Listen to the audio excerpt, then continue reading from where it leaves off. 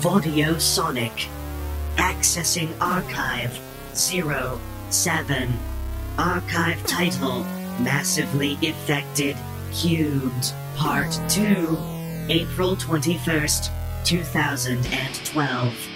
3 men enter the end game as they complete their deliberations on the worth and execution of the end of a trilogy and the fate of a universe. Recording begins. But before we continue talking about that part, we really should mention the Cerberus base, because that had a few really cool moments, like basically learning about the creation of Edie, with Edie standing right there with you, which was kind of cool. And I had no idea. I had forgotten about that mission, but when they just outright up and say, hey, Edie is that crazy AI that you fought in a side mission in Mass Effect 1. I was like, really? On the moon. Yeah, I was like, really? And then Shepard's like, hey, sorry about how we met. And Edie's like, no, that's cool. I was like, that's awesome. That was one of my favorite missions from Mass Effect 1, because you're on the moon and the Earth is right over there. And then you could drive the Mako over here, and there's the Apollo landing site with the American flag. Yeah.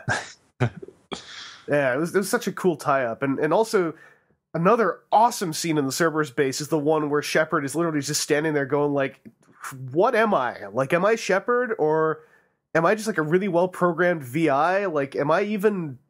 Is this all just, like, a big trick? Like, what's going on? Like, when they're discussing the reconstruction of Shepard and Shepard's reacting to it, I thought that sequence was awesome, too. Because it was a great, just sudden moment of really calling into question, like, yeah, exactly, like, is this really the Mass Effect 1 Shepard? Like, how badly was that Shepard obliterated in the opening of Mass Effect 2? And it was a really cool moment to call into question, just who Shepard really is.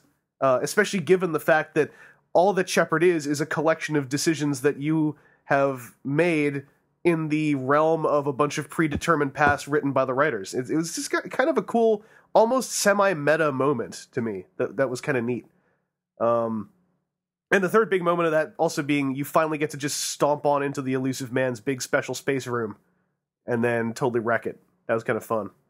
And then be sitting in his chair when he appears as a hologram. Yeah, and he's all like... And it's like, tables turn, bitch. I love his line. He was pissed, too. Yeah, he he's was like, really you're pissed. in my chair. And I was like, come in here and do something about it, Martin Sheen. Yeah.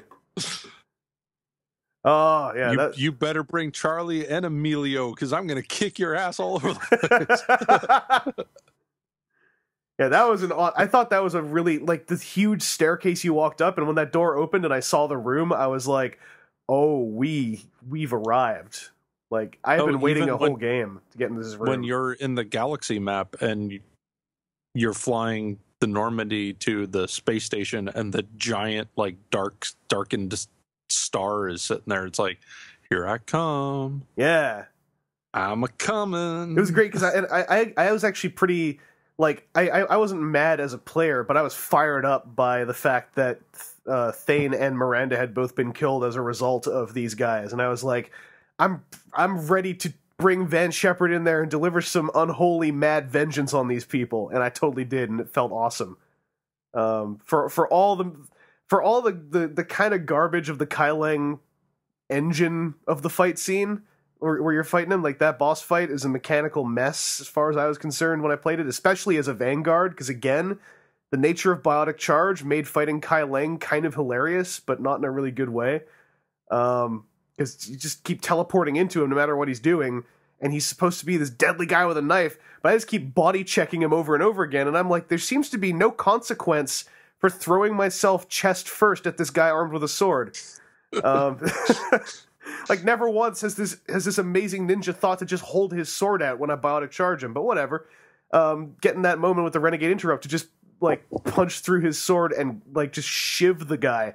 I was like, that I know I am playing right into what the writers want, but I feel so good right now putting this thing into this guy's kidney and letting him bleed out. Whatever. Well, did you go chest first or pelvis first? Sometimes pelvis first. I don't know. Oh, yeah. That's how you get laid. So bad. But anyway, that's like the Cerberus base was just this. those were my three things that made it really fun. There were also, near the end, that's when some questionable stuff for me started to come up, but those were my three high points, I think, for the Cerberus base. Seth, what about you? What was some stuff you remember about the Cerberus base? I think I pretty much said everything already. I definitely brought Edie along. I don't remember who the other character I had with me was, but like one of the things that I always tried to do was whenever I was going on a mission, I would consider like what character likely has something to do with this. So it's like, okay, we're going to Cerberus base. I'm definitely bringing Edie. It's like, okay, we're going into the Geth hive thing. I want to bring Edie there too because she's a synthetic, and we're going to go deal with some synthetics. So that might be interesting. I was told, hey, when you go to Thessia, make sure you bring Javik. I ain't going to tell you why, just do it. So that was the one time I had a heads up. But I always tried to bring a character I thought was going to be in some way relevant. Then I was going to mention something else while I was doing that, but now I forget. Oh, yeah, when after Kai Lang screws up everything on Thessia, and there's that little scene in the war room, and it was one of the times I took a renegade dialogue option, where it was like, what are we going to do now? And it's like, oh, we have to go confront Cerberus one-on-one, or like a more hard-ass version. I totally went with the hard-ass version, where it's like, I'm sick of screwing around. I'm sick of waiting for them. We're doing it. Like, everything else stops until Cerberus is done. And I think it was Javik. Maybe it was Freddie Prinz, but somebody was like, hell yeah, that's what we're gonna do. And I was like, yeah, we are, let's go. And then I think was there a scene with Hackett where Hackett was like, I don't know if this is worth our trouble, and it's like, shut up. Like, time for dudes to be dead. I love you, like, Lance Henriksen, but this is the one time. Yeah, it's like, look, we gotta stop the Reapers. These dicks keep screwing everything up. Time to get rid of the dicks. Dicks are done. It is Castration Eve. Cut them off. Yeah. So yeah, that was it was like a high time. It's like Shepard had like a Popeye moment for me, where my Shepard, she was like, has all I could stands, and I can't stands no more. Every time one of those came up, I took him with Van Shepard, because I loved it in Mass Effect 3 all the times when you could have Shepard just go like, I've had it. That's enough. Well, I think it's more potent with my Shepard, because usually she's so level-headed and we got to do the right thing and make nice all over the place, that when I do take the, you know what? Boom, you're dead. It's more like, okay, you pushed, and you can't push all the way. Sure. Because I didn't really realize when I was creating this Shepard in Mass Effect 1, when I took the ruthless option, it in no way really fits how I play that character. Like, there's all these times where characters have dialogue that make reference to this event where Shepard pretty much sacrificed this mob of soldiers to get a job done. That was pretty brutal, and a lot of people question if that was the right thing to do. So when I do have her do something, say or do something like that, then it's like, okay, that situation that gets referenced was like this, where it's, she didn't want to be that way, but people got a little out of hand and they had to be put in their place.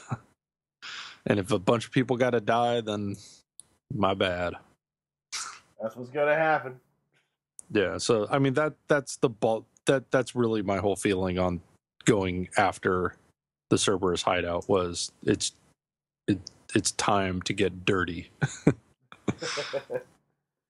And Gog, what about you? Did the Cerberus hideout kind of play up the beginning of the end for the game pretty well for you? Yeah, it definitely felt like it was the end game when you're in the Illusive Man's room and he's not there. But because that whole room, like both through the second and third game, like it just that's the place you don't go. Like you don't know where it is. You'll never know where it is. That's the Illusive Man's private space. Like that's it. It's off limits. So when you actually finally step foot in that room, it's over. You know that anything that's what's the word I'm looking for? Any loose threads, anything? It's reverent. Like any reverency has now been tossed out in for sake of F this. We're seeing this through to the end. Yeah. And it was kind of funny because when Seth was saying and he was flying up to the Cerberus base and he sees the orbit around the dark star thing, like that didn't even hit me until I left. Like when I'm leaving and I'm back on the star map and I'm like right in front of that, I'm like, oh, I get it. Like it just, I was just like, yeah, it's a big star and we're here. And then like I'm flying out and you see like the shades of blue and red in it. And I'm just like, oh snap. Like this isn't just some like fantasy hologram this dude has that he's staring at all day that has like some symbolic meaning. Like, no, this is actually what the dude is in orbit around. Like that's cool. So.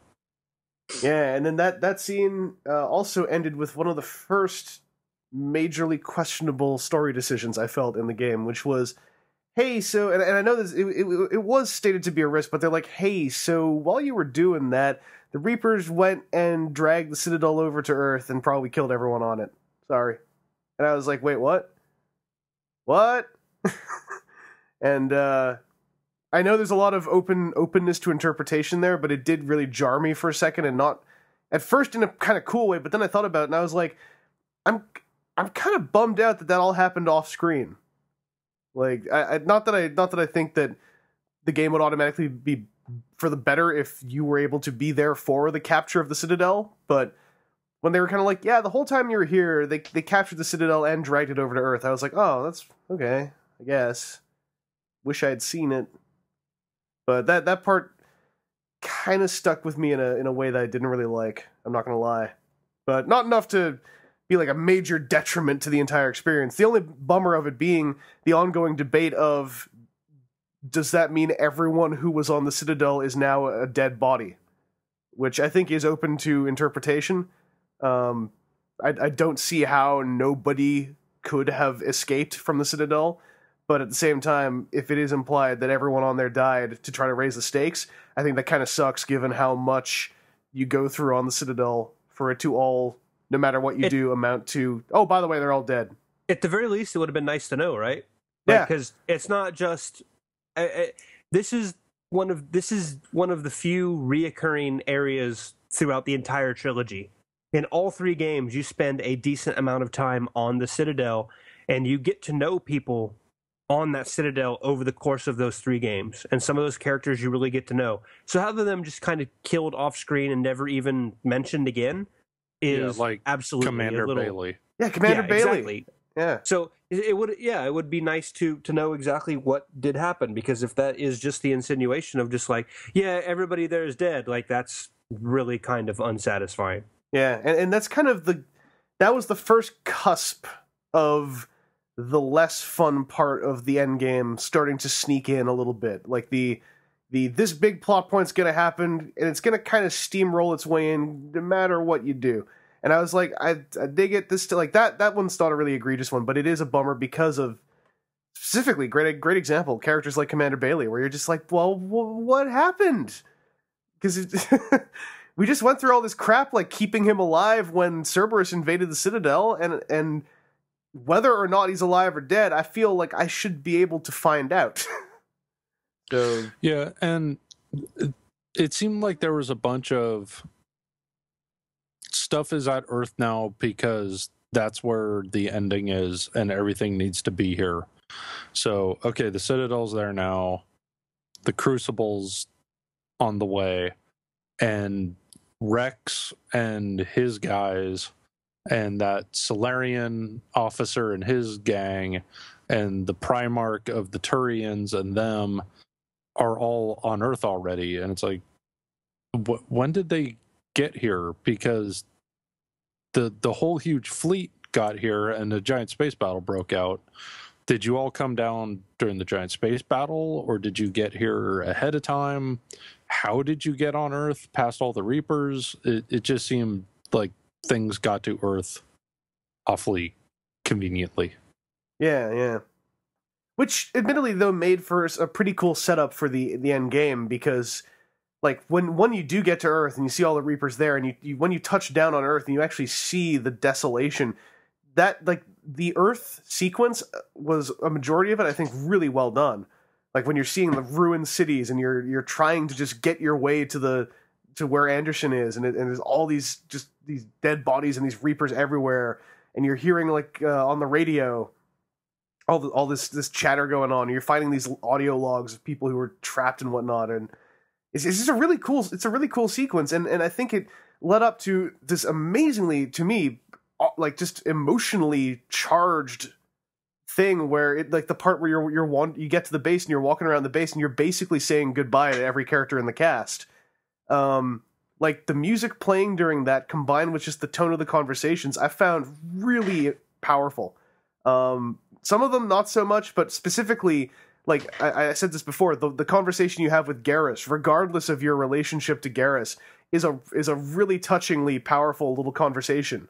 Similarly, like, Liara has this almost overblownedly cinematic moment, which I still am not sure if I feel was a bit too much, but it was still pretty cool.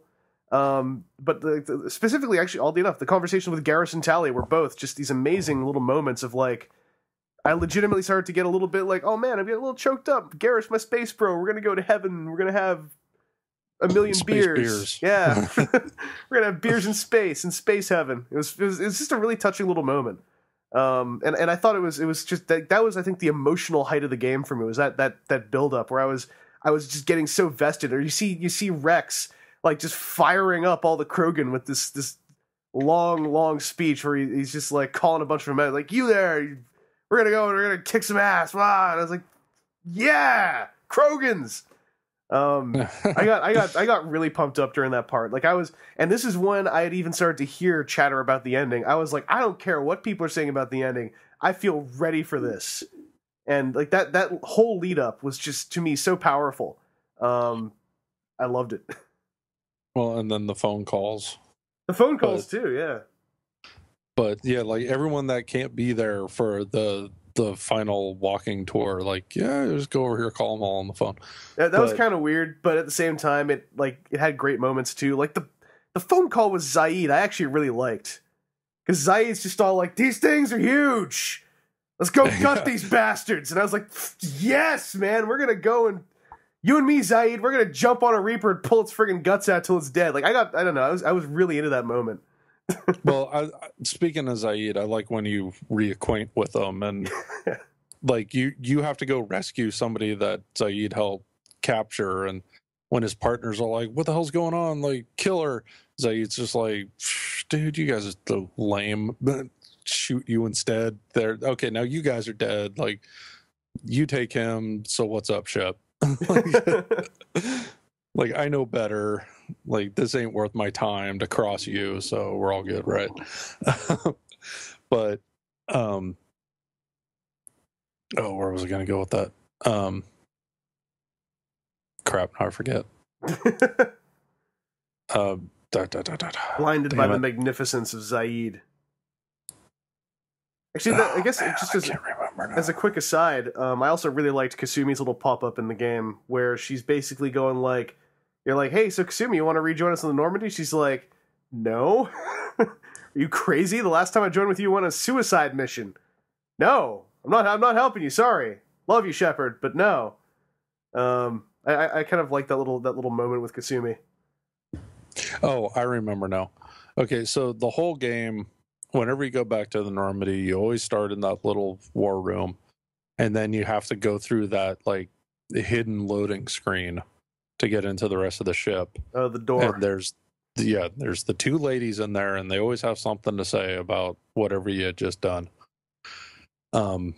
Their last dialogue you get from them, like, you're done with Cerberus, you're going to Earth.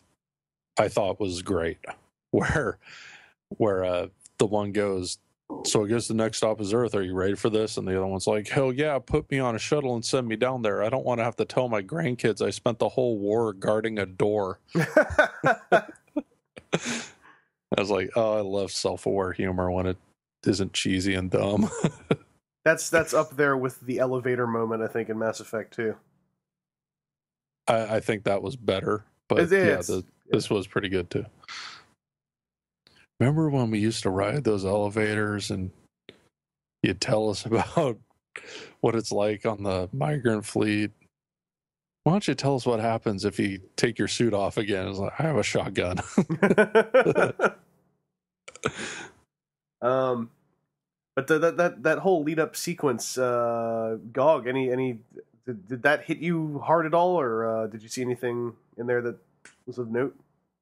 Yeah, it was good stuff. Like what you guys have said, the whole saying your final, giving final daps and high fives to your buddies as you are basically going on. Like, this isn't just the suicide mission where the only lives at stake right now are the guys in your party. Like, this is like a giant suicide mission where every single race, every member of every race ever is at stake.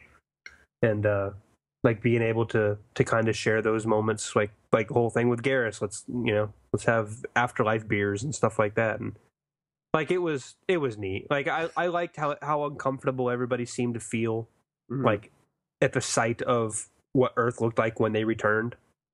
And like, I can't remember what character it was, but it might have been Shepard or something, but he's like, yeah, it might not look it, but this used to be a beautiful city.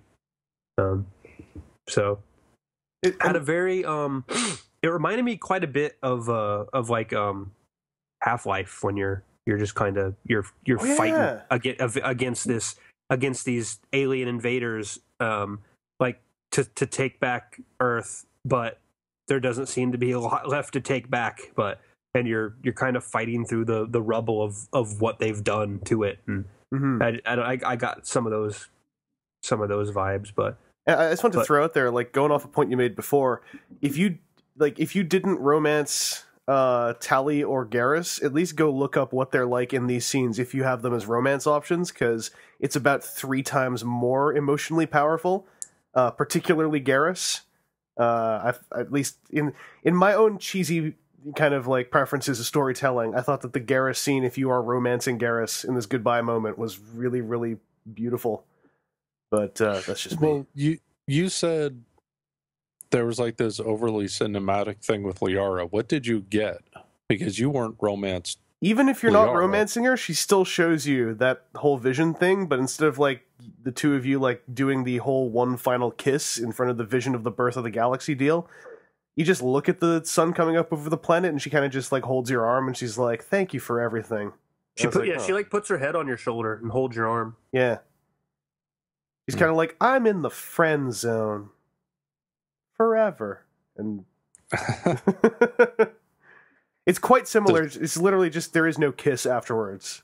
Whereas Tali has this whole moment where she's like she's lamenting the lack of you having more time together, and Garrus and Fem Shepard have this slightly more emotional conversation about what's going to happen if they end up dead. There's a Paragon interrupt. Space sex instead of space beers. It's basically the same conversation, but there's a Paragon interrupt where female Shepard can just like cut him off with like this huge like action hero moment kiss, and then goes like, "I'm gonna see you somewhere, Garrus," and it's all touching, and you feel really good for Garrus because you're like, man, you came out on top, except for the whole fact that you might horribly die in the next 5 minutes. Something called into question, in fact, in the way that the programming happens in the upcoming sequences, because this also goes into the final real action moment of the game, where you fight tons of Reapers, and it ends with, at least as a Vanguard, this amazing superhero moment, which is the part where you're trying to hold off against the infinite horde of Reapers until you can hit that button to fire the missile into the larger Reaper, like, that final action sequence. Yeah. If you're a Vanguard during that, at least if you're one that was spec'd out like Van Shepard is, I felt like a friggin' superhero during that. Because I was almost dead constantly, and every time I was about to finally die, my squad mates are down, there's like 15 brutes, like 10 banshees, whatever. Every time I'm about to die, a biotic charge pops, and I manage to recharge my shields just one last time. Turn around, biotic charge across the map to get to where there's a few less Reapers, just try to take cover for a few seconds. I was basically like biotic charging and Nova punching like with a sliver of health and constantly dipping shields. And at the very last moment, they're like, missiles are ready to fire. I'm like, there's a brute standing right by the missile truck. Biotic charge into him. So I teleport to the truck, hit the button, and I see the cutscene start. And I just like sat back and I was like, all right, I can breathe again. Because when you play a Vanguard, you're trying to hold off against the Horde basically at melee range, which is like a billion times more intense than I thought it was going to be. It was an amazing, like, gaming moment for me where it was total power fantasy, but in ways that I really enjoyed. But I'm not sure how it was for you guys. I can't remember if you guys were playing Vanguards or other things. Seth?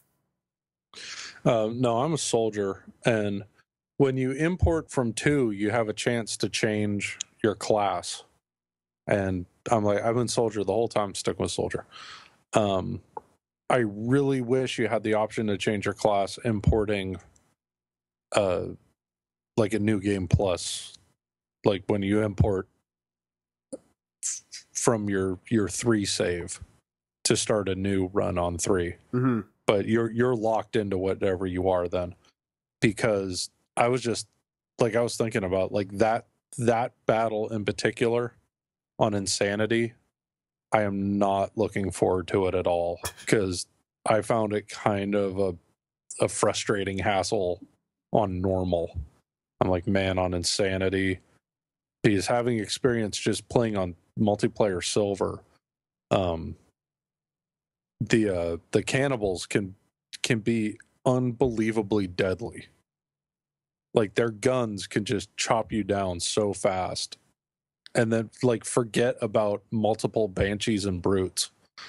It's going to be rough. And then I considered importing my 2 character and starting on Sanity there, but then I was like, man, I'm going to be knocked back like a whole bunch of levels. And I'm not going to have any of the weapons I had purchased and unlocked. None of the mods. Like I have all the mods at level 5. When you're on Insanity, like I never bought the upgrades to the guns on my normal play, but all those guns are still laying around where they are the first time you came through. So like the next time you pick up the Scorpion pistol, if it's still level 1 for you, it jumps right to level 4. And I'm like, so I'm going to lose all the levels on those guns, all the mods at level 5, and I would just be giving up too much to try to play on Insanity. I'm just going to have to sweat it out as a soldier. And Gog, how about you? Final encounter? I forgot what. Yeah, I'm a soldier as well, and I had a similar experience to Seth. Is like and probably even to you, but I did. Yeah, it was that last battle was pretty rough. I think there's that one point where I was fighting 2 banshees and 3 or 4 brutes all at the same time. Don't get me wrong, it was fun. Like it was fun dying and getting shot across the map by a brute punch, and then dying and having to reload. And like, well, let's try something a little different this time. There were parts where I was literally just trying to run and hide just so I could have the time to shoot. But it was a blast. It was pretty intense. Mm-hmm. I really enjoy Adrenaline Rush and the Scorpion pistol, where you just put everything into kind of slow motion and you just shoot basically sticky bombs on everything. Yeah, I love the sound it makes when you shoot it too. Or it's all patoink, patoink, patoink, patoink, and then everything starts blowing up. Yep. And I would always stick the damage boost mod and the clip extension mod on there, and that's what saved me from those banshees too, because you can, as a soldier, you get access to all the different ammo types. So, using when the banshees show up, I usually just pull out my scorpion pistol, use the whatever the ammo disruptor ammo, that takes away barrier and shields, and you just stick a couple of sticky bombs on them. The barrier's gone. Switch to the one that gets rid of the armor, the fire inferno ammo or whatever, and hit them with that. And then when 2 or 3 of them show up backed up by brutes, it's a little more difficult. So you start using the adrenaline rush so you can kind of slow down time and take your shots well. But you don't get armor piercing as a soldier either, but that's another one you could get as your bonus choice if you want. Well, I thought in the Inferno ammo. Yeah. Inferno does weaken armor. Yeah, but just not like armor piercing. Yeah, but. Yeah, it cuts through. Man, I wish the Geth SMG was in the single player, because from my experience with that in multiplayer, get the Geth SMG, you get armor piercing shots on there. Brutes do not stand a chance. You take them apart with the quickness. Well, I mean, playing as a Vanguard, I think when I was playing the game, I already felt like my Vanguard experience was going to color that sequence for me in a far more positive light than most others, because once you're a Vanguard who's leveled up as much as like being close to the level cap, brutes are a joke to deal with, because all you do is biotic charge them when they charge you, and you basically teleport through them and deal a massive amount of damage and entirely avoid their attack. So it was like an intense sequence, but it was like more God of War intense than a third-person shooter intense. That's the easiest way I can explain it. I could just tell. I was like, I think my gameplay experience in this is completely different in a very intrinsic way from everyone who's playing with a more ranged-oriented class. But that was also just kind of the boon of being a Vanguard in Mass Effect 3, because I legitimately feel that the game was a little bit broken in my favor by the time I got to that point.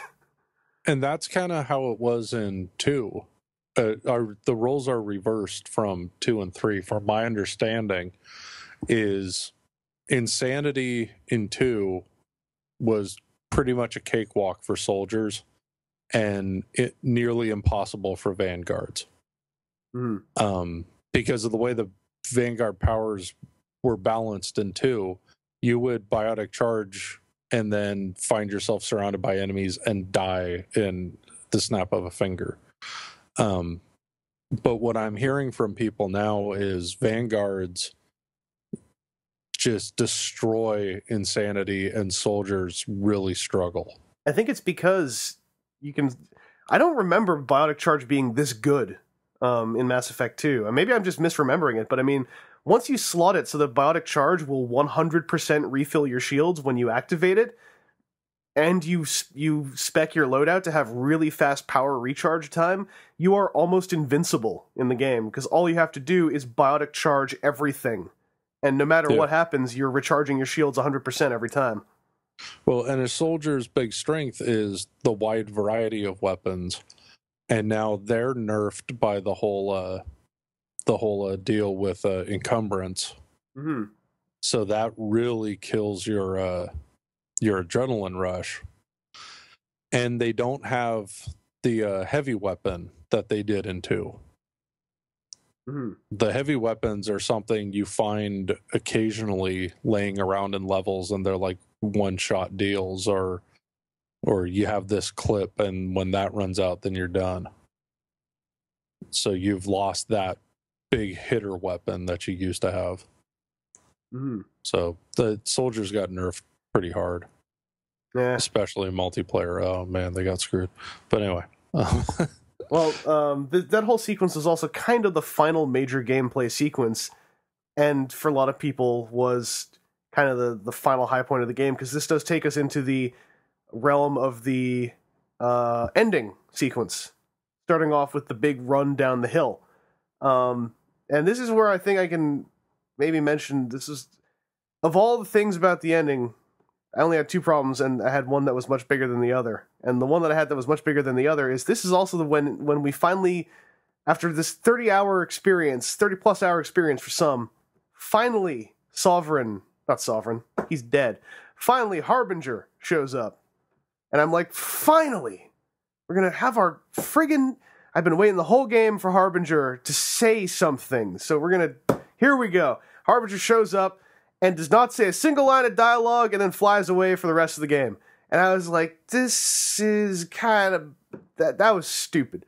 Like, and you know, totally keeping in mind that Harbinger served a purpose and did show up and was the toughest Reaper.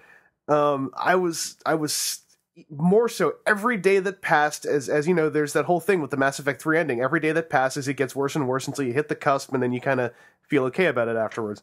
But to me, the part that built the most was just how utterly wasted I felt Harbinger was in that sequence. And I was just sitting there going, like, I'm just now realizing Harbinger didn't say a single thing.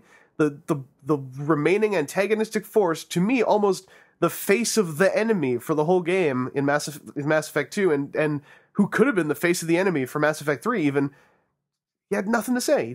All he did was shoot me in the face. And I was like, that's very anticlimactic to me. Although I mean, and I say this going on to say, I actually quite enjoyed the feel of the run towards the portal where dudes who run in front of you are literally just getting, like, disintegrated into like vapor before your eyes as you're running. Like, it was a very intense moment. I really got into it. It was starting to capture that feeling of in Mass Effect 1 when you're making that last ditch just like break for the gate into the Citadel. But then it just kind of, I mean, you scriptedly get lasered, and that's all cool, but that also enters into this other really weird moment where there have been ongoing debates as to whether or not that killed the two squad mates you have, because some people say they saw their bodies, some people say they haven't. People have tried to piece together what aspects of the inner workings of the game's decision engine dictate whether or not you see your squad mates lying dead. Some people said that they saw their two squad mates dead in that scene and then also saw them in the ending. So this is kind of where the game's more questionable finality begins to creep in, because it also takes you into the whole thing of going into the Citadel and all the stuff that happens in there. Yeah, I don't remember seeing squad mates dead. Me neither. But I had Liara, and I think I can't remember who else, but I know I took Liara, and she was in the end cinematic, which we'll get to in more detail later. And I remember thinking, like, how did that happen? Like, how did she get on the Normandy? I don't know. I do know someone reported that they did that sequence again and just looked behind them the whole time, and their squad mates never ran. Like, their squad mates just chilled out at the top of the hill. It's like, all right, everybody, let's go. And they're like, all right, we're right behind you. Yeah, pretty much. They're like slowly backing away. Like, those guys are running towards Harbinger. I'm not doing that. It's like, look, man, we've been following Shepard for a long time. Can you really? I mean, we're sitting this one out. There's a suicide mission, and then there's running face first towards a Reaper that's looking right at us. Yeah, like we done so much. Like we did more than our fair share. All right, so just get off our dicks. It's gonna be all right. Yeah, that sequence was that sequence also leads into the legend of Marauder shields, which most people can look up. I think it doesn't really need to be explained. Just Marauder shields was a hero.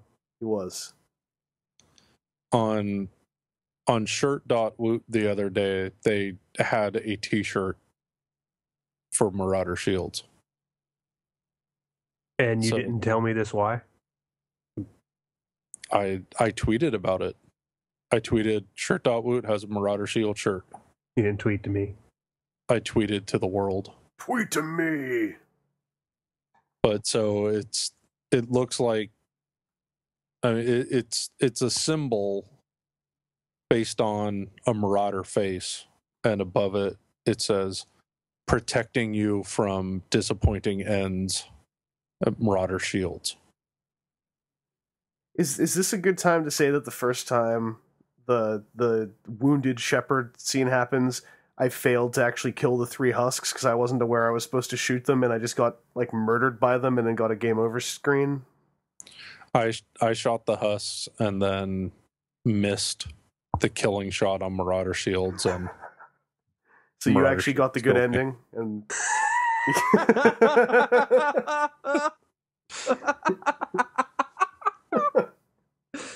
you didn't even know it.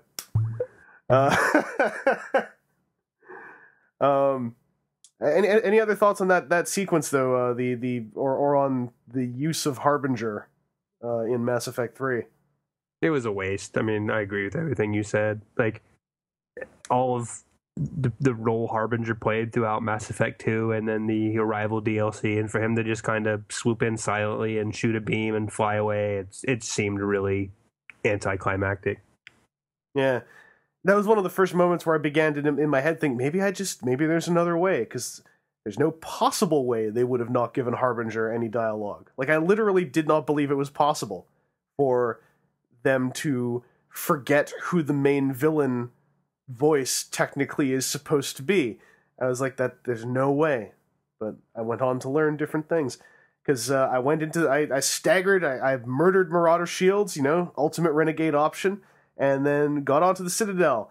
And I thought it was that the visuals when you're on the Citadel, like first with the hall of dead bodies everywhere, I was like, this is actually kind of cool. Like, that was a nicely chilling scene.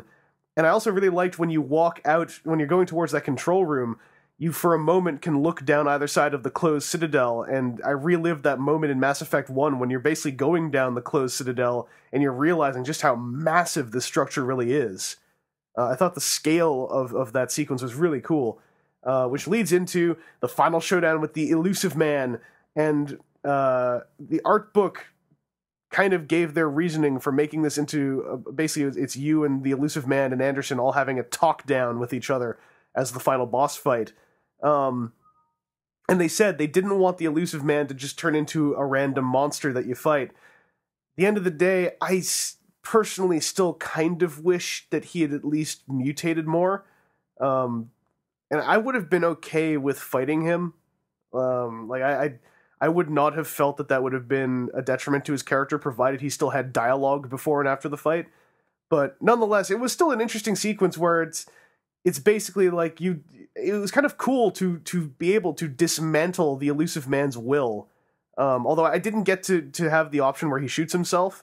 That did mean he actually got to have a few more final lines. But I thought Martin Sheen actually did a pretty good job going from being the cold, calculating guy that he was to kind of breaking down a little bit and realizing, without wanting to be able to say it, or with being unable to say it due to his indoctrination, that he had been played this whole time and he was no longer in control. That was, I think, a really cool moment, and as was the somewhat touching final moment with Anderson. Although I did find the audio file on YouTube someone had posted of the far more extended conversation with Anderson, which I think should have been left untouched, because there was some really good stuff in there, and Keith David did a great performance. But that whole sequence was what led up to the far more debatable moments. So let's just maybe talk about the whole bit with the Citadel and the Illusive Man. Gog, what were your thoughts on that?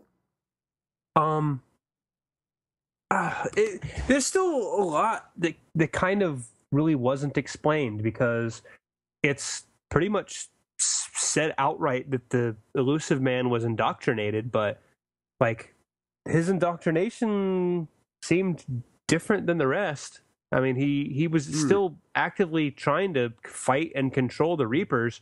So did he have like a degree of self-control even though he was technically indoctrinated? Because like when was it? Was it the VI on Thessia, I guess? When that one could identify indoctrination. Yeah, but like maybe it was Kai Lang was walking up. I thought there was a point where the Illusive Man walked up and said indoctrinated presence detected or something like that. That was Kai Lang. Didn't the Catalyst say that too or something? Oh, I don't remember. I can't remember. But I mean, Yeah, I mean, and you saw like the Illusive Man all husk out and stuff. So, but I don't know. Like it was just kind of a bit of a. I didn't really. I guess some of that stuff didn't really have a huge degree of explanation, but the other part that I had a problem with was the whole thing where he's holding the gun to Anderson's head and makes you shoot Anderson and just kind of give him a flesh wound, and then Anderson, he goes to shoot Anderson, and you're given a renegade interrupt. Now I didn't hit it because my dude is not a renegade, and in the game I know better than to choose the renegade interrupt because it's usually kind of an asshole thing to do. And then Anderson gets shot in the head, and then I'm like, okay, so like I'm only like, why was that a renegade interrupt? Like, couldn't, like, I just didn't get it. And then he goes to shoot me, and I'm like, okay, so I went ahead and hit it that time, and then I looked it up, and it's like, yeah, if you do not hit that second renegade interrupt, it is game over. You are dead. And I felt a little strange too, because like at the end of the Cerberus headquarters, after you beat Kai Lang, and he tries to give that one last after you've beaten him, that stab you in the back thing, I had gotten a renegade interrupt there. And I had kind of hit it out of instinct because the guy had a sword to my head, and apparently if you don't hit that one, then you're okay because somebody will save you or whatever. But there was just this weird disconnect for me with that, where like all of a sudden at the end of the game, they're changing the rules, and you're not expected to know that happened until after you've potentially gotten a game over, and then you're forced to replay the scene and then do things that the 2 games worth of information has told you that you're not supposed to do that. Very quick time event, the way that plays. But it's not a quick time event. It is a quick time event, but it's a quick time event that goes against the polarity of what you are trying to do to your dude. It's a quick time event that grabs the steering wheel of the interrupt engine, pretty much, and goes like, I got to use you for a second. There's another time where there's a renegade interrupt that isn't really that bad, and it's more it's not so much that it's like this like kind of mean or nasty renegade-y thing to do. It's more like the badass thing to do, and it's not really an evil thing like the thing with Kai Lang. It's like you could sit there and somebody else will deal with them, or you could just pop them in the mush, and it's like, well, you're defending yourself anyway. It's not like when you kick the dude out the window in 2. Yeah. It's like, yeah, like this is how badass I am. I'm not even going to turn around. I'm just going to shoot you in the face. But am I remembering right, in Mass Effect 2, were there situations where both interrupt options came up? I believe there were. Yeah, there were at least a couple options like that. Most of the time it was one or the other. But there was, I remember that there was a time where you had both. It might have been better to have done that, where, like when it's the interrupt where he either shoots Anderson or you keep him from shooting Anderson, like have both. And like in one, you shoot the gun out of his hand, like that's the Paragon one, and then the other one you shoot his arm to make him drop the gun, and that's the Renegade one. Or I think there could have been a better way to do it. And with the Kai Lang thing, it actually is a case where the Renegade interrupt is you whip around and punch his sword apart and then stab him. But if you don't do the interrupt, you just dodge him, then turn around and stab him. But the thing is, you have a choice there. Like, but you're still literally doing the exact same thing.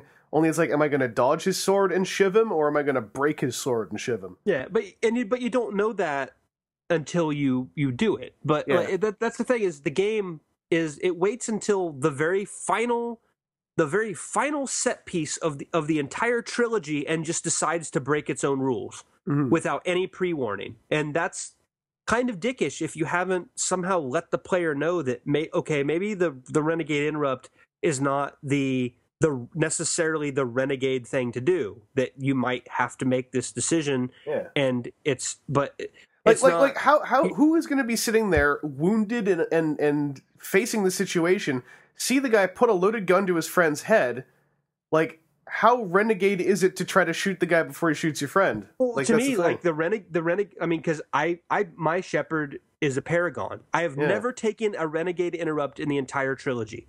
So forcing me to do that is like leaves a bad taste. It's like why? Never in the past 2 games since this system was created have I been expected to do that or told that that's okay. Yeah. So, but now I'm forced to do it, or I get a game over. And it's like, for me, it's like, well, what makes this a renegade? Am I going to just say screw it and I'm just going to shoot Anderson myself, put him out of his misery, and then shoot the Illusive Man? Like, the renegade interrupt is usually insinuates that this is going to cause this shepherd to do an action which I have been taught is not what my shepherd would do because I am not a renegade, or is morally questionable, even. Like, correct, absolutely. That's the implication, and there's nothing morally questionable about trying to prevent a dude. Like, that's the thing, is the fact that it's literally either pull the renegade option and stop him from shooting Anderson, or get killed, and it's like, it's precisely what you're saying. Like, I don't see how that's renegade other than it's cool to do it, and I agree that I think putting it, like, making it literally the only option and it's the renegade option, it rolls out really weird, and it makes it feel like that's where to me, the rushedness of the ending begins to really show through. That they're just like, well, it needs to be like a QTE. All right, how do we do it? I don't know, renegade option. Everyone picks renegade. And it's like, well, guess what? Some people don't. So what's going to happen? I don't know, game over screen. Like, really? A real renegade option would have been, hey, Shepard, I got your buddy here as a hostage. And then you pull the trigger and you go, blap. Well, now he's dead, so you don't have a hostage. Yeah. Now what you got? They call me Kaiser Soze. Yeah. But that other interrupt I alluded to, just in case anybody listening to this is like, what is he talking about? This is drama crazy. It's when you're talking to Liara's father. She is saying that she's not going to let the matriarchs actually do anything to Liara because nobody messes with my little girl. And then, or nobody messes with my girl. And she doesn't say little. Then you can interrupt not long after that. And then Shepard says, nobody messes with my girl. Ooh. And I kind of knew about that already. But I wouldn't have pulled the trigger before because it's like, okay, I have the romance with Liara. I don't want to piss off her family members. So I'm going to be nice.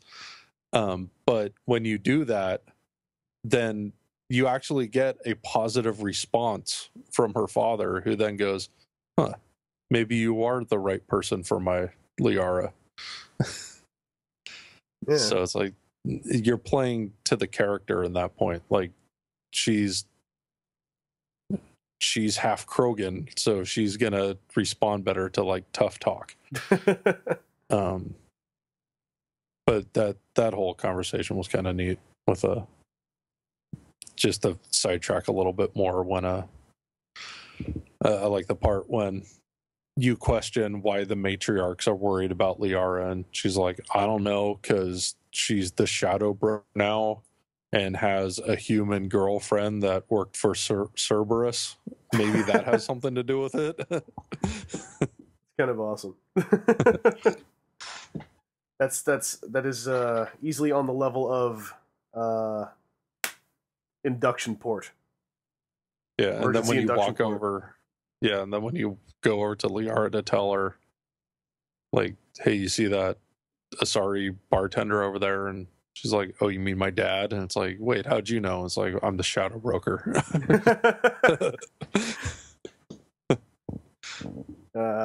I really liked the shadow broker carryover on Liara. I thought it was a great touch. I love that her room, instead of being this nice, pleasant science room, is just this giant wall of creepy-ass surveillance. It's like, I know we're saving the galaxy and everything, but I just need a few things, because I got a job to do. And those monitors tilt and follow you around the room, which is weird. Yes. But as far as our ongoing little narrative on our thoughts on this game, we are now into the ending. We are into the scene where you end up standing in outer space on top of the Citadel, and a ghost child comes up to you and then attempts to exposit such a dearth of information. It is on par with when Colonel Sanders appears at the end of The Matrix 2 and says lots of big words in a giant wall of text. That's kind of how I felt during that ending. I was just sitting there going like, I feel like I need to go on YouTube and watch this again with a pause button, because I am not following exactly what's going on here. And it's also kind of a weird thing, because even though you have dialogue wheel options, it gets very oddly passive. And you're basically told, like, now you have a choice. And by that I mean, here are 3 roads, pick one. And they tell you what the roads mean. And of course there's the whole thing of like, oh, why is Anderson's road the red one and the Illusive Man's the blue one? Is that some kind of devious plot? But you're basically told that you can either destroy the Reapers and all synthetics, including the Geth, or you can try to take control of the Reapers, which will just delay things, or you can cause a synthesis between technological and organic and cause the next form of galactic evolution. And then I'm told to go and do something. So the first thing I did is I walked forward, and then I was like, I wonder. So I turned around and shot the kid, and nothing happened. And I think that was really dumb, because I think that there should have at least been a punishment game over cutscene for doing that. Because, come on, you put the kid standing right there. What am I supposed to do? So, speaking for myself, looking at these options, I went like, all right, well, synthesis sounds awesome, because the whole thing I've been doing in this game is breaking the cycle, and I've been teaching organics and synthetics to get along. I've been uniting all the races, doing this whole synthesis thing, sacrificing myself to basically Shepard in Mass Effect 3, this perhaps not even the real Shepard, who's a fusion of technology and organic life, to dissolve himself into this beam to cause the full evolution of all life in the galaxy, to finally unite it somehow in a common DNA or something like that. I was like, that sounds like the most beautiful ending choice for this whole, like, if these are all the options I have, this sounds like it's the ending of it's the logical ending of the story that I've put together of these 3 choices. Like, I was like, this, I don't have any problem with the concept of the synthesis thing. Like, this sounds cool. So I do it, and it's all going all dramatic, and there's slow motion running and sepia tone shots of all the characters who cannot possibly have died in the game. And then Shepard disintegrates, and I'm like, oh, the legend of Van Shepard. And then it's like, I'm seeing these beams shooting everywhere, and everything's turning green, and I'm like, oh, what's going on? And then they show the beam traveling through the mass relays, and all the mass relays are blowing up afterwards. I'm like, oh, I'm causing galactic unity, surely. And then the beam is chasing the Normandy, and Joker looks really upset, and I'm like, I don't really know why Joker's trying to outrun my super synthetic life beam, or why it's freaking him out, but I'm sure this will be okay. He doesn't know what it is. He's like, everything's blowing up. I'm getting out of here. So my first thought was like, also my first thought was, when Joker is trying to pilot the Normandy really fast by waving his hands around a lot, it looks really funny.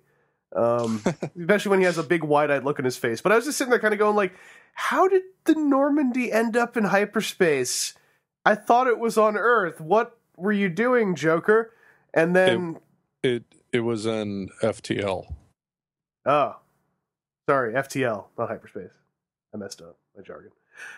But anyway, I was very confused. And then it cuts to the shot where I see this jungle planet, but there's circuitry on the leaves. And then Joker and Edie and Garrus get out of the ship, and Joker and Edie have a tender moment, and Joker and Edie both have this like green like circuitry on them, and then that really dumb Buzz Aldrin scene plays, and I'm like, all right, well, that wasn't an amazing ending, and I'm rather unsatisfied, but conceptually that was pretty cool. So at this point, I'm thinking to myself, yeah, okay, I'm gonna go see what the other endings are. That's when I learned that what I saw was actually the most different ending, because they added circuitry to stuff on the jungle planet, and I was somewhat, not upset, but incredibly crestfallen to see that the other 2 endings were more or less the exact same cinematics with different colors and minor differences as to what the Reapers do in the cutscene of the 2 soldiers on Earth. And so I'm sitting there and I'm like, there's got to be something else. And then I find the alternate worse cutscene where the backfire of the Crucible wipes out all life on the planet Earth. And I was like, well, that's okay. That's an option, but is that it? And then I see No. I see the other version of the scene where it's like after the credits, Shepard goes, and I was like, oh, okay, so there's, all right, I guess. There's more than that. Oh, is there? Yeah, I mean, all the differences are relatively minor. They are based on your war asset score. Yeah. I don't think all of the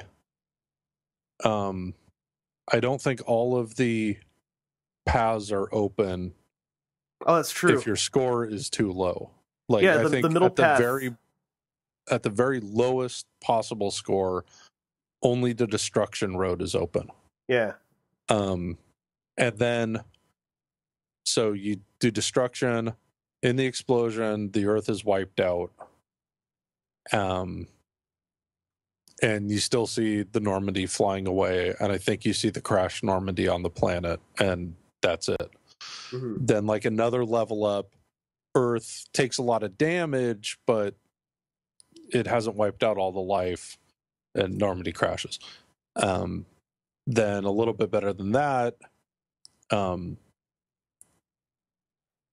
Normandy crashes, Earth doesn't really take any more damage, and then the next level up from that, Normandy crashes, you see the characters get out, and you see Shepard breathe. So all what I consider the best ending is when you have, like, it's like over 6,000 or 7,000 on your war asset and you go destruction. I went synthesis because the Godchild tells you that if you go destruction, you're going to wipe out all synthetics, including yourself, because you have synthetic parts, and the Geth. And I thought, I went through all that hassle to keep the Geth around and make peace. I can't wipe them out now. Yeah, that's what I thought. There's no way I'm taking control of the Reapers, because that's the Illusive Man path, and I'm not doing that. So I'm going to go synthesis. And when I saw the shimmer on the leaves, I thought, and then when I saw the shimmer of the circuitry across Joker's face, I was like, no, I don't like that. I don't like this at all. And Shepard disintegrated, and I also went synthesis because I thought about it, and that line that I mentioned before about the Quarians needing quite a bit of time to adjust to not having their suits made me go, like, so if Shepard's going to be killed because he's part synthetic, what about Quarians who kind of need machines to survive still? Like, I was sitting there going, like, there's all these questions I have about like, this destroy option feels like possibly the worst choice I could make right now. Like, even worse than the control option. And that's why I'm so confused as to why it's the one that also has the most variance, because, I mean, is it maybe because it's just the most common? Because it certainly can't be considered like, oh, that's the best choice to make. Because I'm like, but it's not. It's and it kind of is, because the synthetic option you can only get to if you have higher levels of military readiness or whatever. So I, like, the way I see it, synthesis must be the good ending, except that there is also the added thing of destruction at the highest level has the Shepard is alive moment at the end. So I'm like, I guess there's two kind of good endings, but it's just weird to me. And the synthesis thing, I was just so surprised that they would offer such a universe-changing kind of outcome and not really tell you how it changed the universe. Just kind of like, yeah, I bet you it totally worked somehow. Buzz Aldrin's out there somewhere in the future, and he survived. Download our DLC. Well, and with synthesis, and even with control, it leaves all the same problems behind that destruction does, except for Shepard is disintegrated.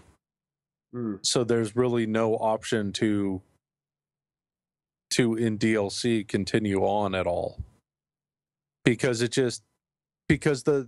when you take synthesis and control, your post-credit sequence isn't Shepard breathing, it's what's been dubbed the Stargazer ending. Yeah, Buzz Aldrin. It's way in the future. Tell me another story about the Shepard. And then it kicks you back to the moment before you go into the end game. Mm-hmm. So DLC could be stuck in there, I guess. Which just I didn't find any of these endings satisfying, because what I wanted was like what I was describing, a situation where I could travel around and go visit Garrus and Tali on their planet and swing over here and see what anybody else is out, or go to Tachanka and see how things are going with them, and do a victory lap. Like, we had our farewell tour. It would have been great to have a victory lap. I think it was essential to have a victory lap in a game like this. Like, I'll probably talk about it a bit more like lengthy later, but I think a victory lap wasn't even something that should have been DLC. It seemed for a game like this, it seemed like the logical epilogue was to at least just for like 5 seconds of planet, go like, hey, check it out, hey, check it out, hey, check it out. Like, I don't know. Gog, how about you? Like I guess we are kind of talking about the ending, but I mean, which one did you choose? I chose Control, and the reason why was because, like Seth, I didn't want to choose Destroy, because like how long did it take for us to finally get peace with the Geth? And the Geth are potentially now one of the biggest bro races in the universe. So only to turn around and destroy them against their will doesn't seem right. And I didn't choose Synthesis just because it kind of felt like forcefully evolving everyone against their will without even asking them ahead of time seemed a little like too much playing God for my taste. So that left me with Control. I kind of had the same thought as Seth, is like, well, that's the path the Illusive Man went down, but on the other hand, like, the Godchild specifically said that, well, he wasn't able to do it because, he's not, he for whatever reason, I don't remember, but it had kind of told me that, like, well, that dude just wanted power, and I know from his personality that he wants power and wants to dominate and wants to lead the human race, basically to be this higher power above all others, just because he's racist like that. But if with my Shepard, he wouldn't do that. And I was told that I could succeed where he failed, so that made complete sense to me as far as doing that. So that was the choice that I had made for that reason. And yeah, I kind of did the ending, and they crash on the jungle planet, and like, that's it. And I'm like, okay, like, all right. So yeah, I wonder what the other endings are. And I remember I told a friend, I'm like, yeah, I guess I could load up and play through it at my last save. And he's like, don't bother. I'm like, why not? He's like, because I just did, and they're all the same. So I'm like, oh, like, seriously? He's like, yeah, like, these couple minor things are different, and otherwise it's exactly the same. I was pretty shocked, and I don't remember if he told you ahead of time. I remember with one of the endings, the child tells you that the mass relays are going to explode, but I didn't remember him saying that was going to happen for everyone. So maybe I had missed it when I played, but I was kind of horrified by that. And then especially going through and like seeing all the other endings and how it appears that the mass relays explode no matter what you choose. That was really the most horrific thing for me. Because for many, many, many reasons.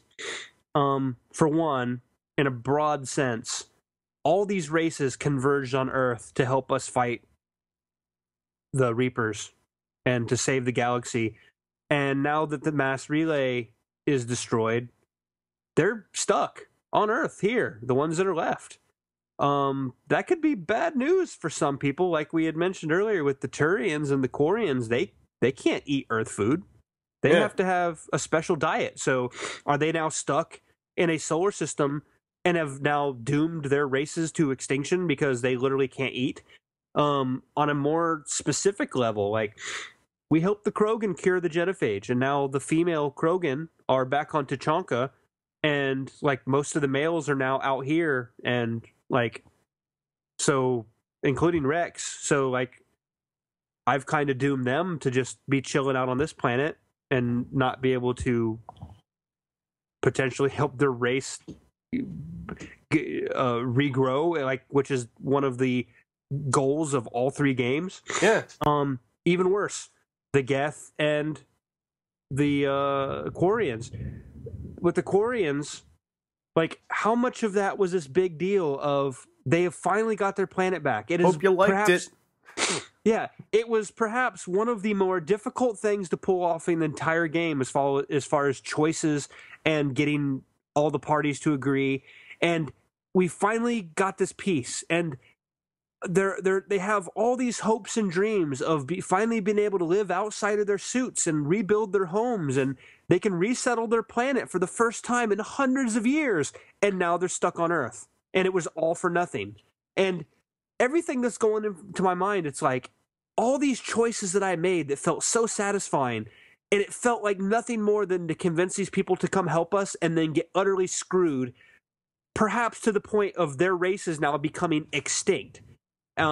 Perhaps with this newly announced ending elaboration DLC, they might backpedal on that. Or I'm really glad that we actually waited on doing this recording until that was confirmed, because it does change, I think, the tone of the conversation. Like, it removes a full layer of speculation, thank goodness. But it was like that whole thing you just talked about. I have read pages of debate on that where people are like logically, yes, because all ship travel is based on FTL, and FTL is no longer possible because the mass relays are gone. Like, no. Incorrecto. Well, that's the thing. The FTL is possible, but even with the FTL, it would take years upon years to get back to the... I got my terms mixed up. Yes, it would take a lot longer, and fuel is an issue. The mass relays are a method of getting places faster. Mm-hmm. But, like, as you fly from solar system to solar system, like, you see that fuel ticking down. So you would have to hope that all these ships have enough fuel to get to another system where they could refuel and then continue on their journey. But if the Quarians brought the live ships with them, then that could, solve the food issue for the Quarians and the Turians. But even still, if these races are stuck in the Sol system, there's only so many resources to go around, and now you've added untold thousands of life forms to a solar system with only one really habitable planet. Yeah, and but I mean, the bigger issue is just that all this stuff that you're fixing for these people, and like this entire game is about redemption. Like the Quarians and the Geth finally coming to terms with this centuries old battle. Like the other races coming to peace with the Krogan and giving them this second chance to actually be a race allowed to breed, rebuilding their home, like all this beautiful poetic stuff, and the ending potentially wipes all that out. It completely undoes everything you do and gives you no explanation at all for any of it, and you are just left with this blanking stare at the screen, like perhaps the most incredible universe-changing event just happened, and you're left with nothing other than a couple of your party members stepping out of a ship and smiling. Yeah. It's like, so it is the most unsatisfying thing ever. And I felt like giving the fact that you only have these three choices, regardless of what you do through the game, it's like, it just feels like all these choices leading up to this were just a complete waste. I might as well just go through this game as a dick, not help anybody or nothing, because in the end, it's going to give me a couple extra frames on an ending. Like, there should have been the ending where literally you have to get so many threads together from all three games, and you guys walk away with all the races like, we did it. The Reapers are dead. Everyone can live about their lives. Shepard is a freaking legend. Everyone involved with this was a legend. But even if you want to make that ending hard, like, you need to do so many things right across the games in order to pull off a miracle. You should still have that option out there. But the fact that, like, all this stuff, like, none of this had hardly any consequence at all. Like, the whole Rachni thing, like saving the Cerberus, or giving Cerberus the Reaper, the collector base. It all became numbers. So many things. Like you're just going into the third game. Like, how is that going to affect? Like, how there should be so many different endings of this depending on all these different choices, and it all boils down to, no matter what you do, you need to push one of three buttons to get this, and you're given no explanation on potentially something that affects every single race in this galaxy in ways that has never been done before. And that's the bummer, is you're left staring, and then the bummer is people are left debating it. And I know that some will say, well, it's healthy debate that they've caused. Like, well, the thing is, nobody's happy with the debate. It's people angrily trying to figure out, well, is everyone trapped on Earth, or can they all fly home? And, like, there's healthy debate, and there's just simple, like, a lack of facts leading to people just kind of going like, well, with a lack of anything else to talk about, I guess all we have to talk about in light of this ending is, how does everyone get home, and where are our characters? And that's the only discussions we have. And when a discussion is lengthy because there's no information, that is different from a story being so interesting that people want to discuss it and dissect it and talk about where it could go and what could happen. This is literally just a case of nobody knows what happens, so we're just trying to make it up. And it's the difference between speculation and healthy discussion to me. And that's what really bummed me out, was I don't care what the three endings were. I don't care what the situation is. That's all up to the as far as I understand, the one guy who wrote all of the ending sequence. But to not have any kind of falling action, any kind of epilogue in such a character-oriented game, to me was an absolute crime of the highest order. Because it's like it was an ending for this game that doesn't exist, about a fully fleshed out character called Shepard, when unfortunately Shepard is a character who is 90% fleshed out in your own mind. And the real draw of these games, character-wise, Shepard was a self-insertion. The actual draw was the whole cast you interacted with, like especially characters like Garrus and Tali and Liara and Ashley or Caden, characters who were there with you for 90 plus hours of storyline. To not have any resolution or falling action on them except for the goodbye before the final charge is completely not understanding what the strength of your own storytelling is to me. And it was shocking when I thought about it. The more I thought about it, the more shocked I was that it felt like this ending was catering to a desire on the player base that just didn't exist, or like it was as though somehow these dudes didn't understand over all these years and all these hours that people were into these games not for the character of Shepard, but for the universe and the characters you interact with through Shepard. And that's why, like, even like the arguments, I saw a whole lot of, the BioWare social network crazies going like, my Shepard wouldn't do this, or my Shepard, I want the happy ending where Shepard and Liara have blue babies and blah, blah, blah. I was like, no, that's ludicrous, because, I mean, that's technically what you want is the resolution on this character who mostly exists in your mind and is projected into this game. The real crime, storytelling-wise, was the lack of any resolution for the characters who were fleshed out, who were written fully, and who were, regardless of the actions of the player, fully existing characters. And that was what I wanted. This whole buildup of Joker, like, entering into this relationship with Edie, who is basically an AI. She is a computer who now has this body that, and like, they seem to be kind of progressing in that way. Like, where is the ending for that? Like, yeah. They're just like, yeah. There's a moment in synthesis. We're kind of cool. Like, I learned how to dance. What are we going to do now, Shepard? Shepard gives them some advice. potentially in one of the endings, Edie is permanently destroyed. Like she's gone. Yeah, and Joker gets out of the Normandy looking all smiley. That's yeah. Actually, some people have done the destroy ending and saw Edie get out of the Normandy because they'd interacted with her a lot, and that's apparently one algorithm it uses to judge who gets out of the Normandy, which was really funny because that just screwed things up even more. Another minor change version I've seen to the ending is the crash Normandy, and you see the door pop and hiss to open, but you don't see it open all the way or anybody come out. It's just like, oh, somebody survived the crash, but we're not going to show you who. It's all those little phantom vagaries that unfortunately mean almost nothing when there's no falling action. Yeah. And I've heard people state that somewhere in the game it's made clear that at least the Asari, if not multiple races, understand how the mass relays work.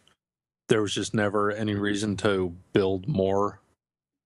So they at least have the knowledge that they could start rebuilding the mass relay network. If that's something that's even possible for everybody trapped in the Sol system, I don't know. There's also, I do remember either in the Codex or in dialogue, I don't remember where, but there are relays that have never been activated that are still dormant. And is it possible that those relays were saved from destruction because being not activated, did perhaps the energy wave not pass through those to destroy them? And like some of those are dormant because the aliens that live near them haven't gotten to them yet, or the aliens that live near them were afraid of where they were going to go and didn't go exploring. So there may still be mass relays out there, or maybe the knowledge to build more out there. But then the Citadel's destroyed, and that was the center point of the galactic government. So where do they rebuild the galactic government? I mean, no matter what happens, if the relays and the Citadel are gone, like, intergalactic economy is done for generations while this gets rebuilt. Yeah, and there's reference to how the intergalactic economy is already screwed because the human nav beacons are offline. It's a big messy situation. Which, I mean, do it, sure, do it. Like, set up this for potential future fiction. Set up this crazy mess, but at least like give us a bullet point of information that isn't our conjecture based on the codexes and ancillary fiction. Like, I don't know, it was really weird to me because it felt like this game had been running this gold marathon of just polished stuff, and then it's like at the last 10 feet of this marathon just fell down and had a stroke. Yeah, and the other super major issue that I had with the ending for me was the dilemma that they pass on to you of the reason why the Reapers are here and even exist. And this is where it blew my mind at how this could make any sense to the person writing it, as far as how this could be satisfying. We learned that the Reapers come in every 50,000 years or so and wipe out organic life, because eventually organic life is going to create synthetic life, and synthetic life will one day, without question, rebel and cause pain and suffering or whatever. So Reapers, being synthetic life forms, come in and do it anyway. Okay, here's the major issue I have with this. If the entire existence of the Reapers comes the Reapers are the basis of the Mass Effect trilogy. This entire trilogy, every single game that we play revolves around the coming destruction that the Reapers are going to bring to everyone. That is what Mass Effect is about. It is about, yes, you have this universe, but this is the plot. The plot, the goal of every game is to subvert the Reapers who are coming in to destroy everything, and we have to stop them. Therefore, the entire reason that the Reapers exist, being that they're going to come in and wipe out organic life to prevent them from creating synthetic life, therefore, the entire Mass Effect game series is based around the problem of organics creating synthetics. Now, this is only really touched upon once in the entire trilogy, and that is that the Quarians created the Geth. Now, here's my problem with this. Number one, until the Reapers came in and influenced the Geth, the Reapers were happy to live on the other side of the Perseus Veil and not mess with anyone. Or the Geth were. The Geth, that's what I meant. So the Geth were already kind of non-malevolent entities who just wanted to exist and not mess with anyone, and didn't become malevolent until the Reapers themselves came in and influenced them. The other part is in my game, I solved the problem. I made peace, and now the synthetics are living in side by side with the organics. And that's the Quarians. No other race is going to do it because they've outlawed it, with the exception of like Edie, because that was a sick Cerberus experiment, but outside of that, and maybe whatever Cerberus has done, the creation of AI and synthetic life is already outlawed. So this dilemma that the Reapers exist to solve and keep in check doesn't even exist in this universe. And they're saying that, well, it might one day. So you're telling me that everything that we're fighting revolves around this false idea that the Catalyst or the Reapers hold of this thing that may or may not happen, and the only time it's happened in this universe has actually been solved or been a fulfilling prophecy that the Reapers set in motion by influencing the Geth. So all of this, everything, this war, this galactic everything basically revolves around a problem that is never even barely touched on throughout the whole series. So it's just this huge plot dump at the end, oh yeah, well, Matrix this is 2. The reason why the Reapers exist, and it makes no sense regarding the fiction of this universe whatsoever. Yeah. Especially when you think about what Sovereign was even like in Mass Effect 1, when he's talking about the time you talk to him, and he's like, you can't possibly comprehend the reasons why we exist. You are unto us like fleas unto gods type of stuff.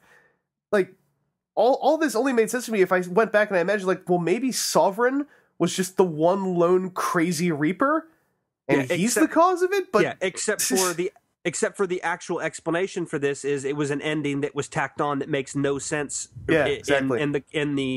In the grand scheme of things in this universe. If they had tried to say, the reason why we're going to annihilate you is because of, look at what you do to each other. You create the genophage. You elevated the Krogan and brought them back down. You create synthetic life only to have it war. Now imagine if that was the dilemma and you threw it back in the Reaper's face by well, look, we solved the genophage. We fixed it ourselves. We don't need your help.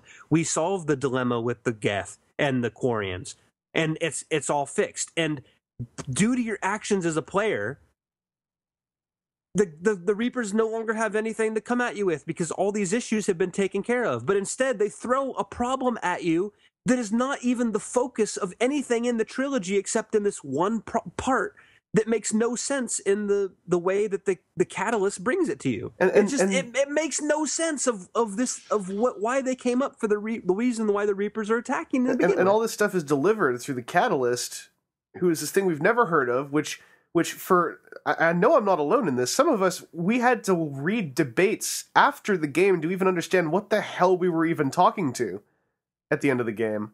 And then, it calls itself the Catalyst, but I'm like, well, what does it mean? What do you mean you're the Catalyst? And then I think about all this, and I come back to my earlier point. I'm like, wouldn't this have all been better told by having not Sovereign, sorry, I just said his name earlier, by having Harbinger show up and have Harbinger do the plot dump? Because at least Harbinger and Shepard have a rapport that has been established, and then make that the showdown with Harbinger, have that final, like, war of words before you decide whether you're going to destroy everything or if there's another way to solve this. Like, the parties all existed already. There was, and to work in the Star Child catalyst thing just made things so Matrix 2. It's to me the easiest way to describe how left field and confusing and bewildering it all felt. Yeah, like, and how I interpreted the Reapers going back to Mass Effect 1 based on dialogue with Sovereign was, I thought, okay, whoever built these things, whatever their origins were, they are the self-appointed purveyors of evolution. Like, they've decided that they force evolution by wiping out whatever the most advanced species are to give lesser species an opportunity to develop their cultures. And maybe that's the right way to do it, maybe it's not, but that's what these things are. They are the hand of evolution, and they kind of look like big flying finger hands anyway.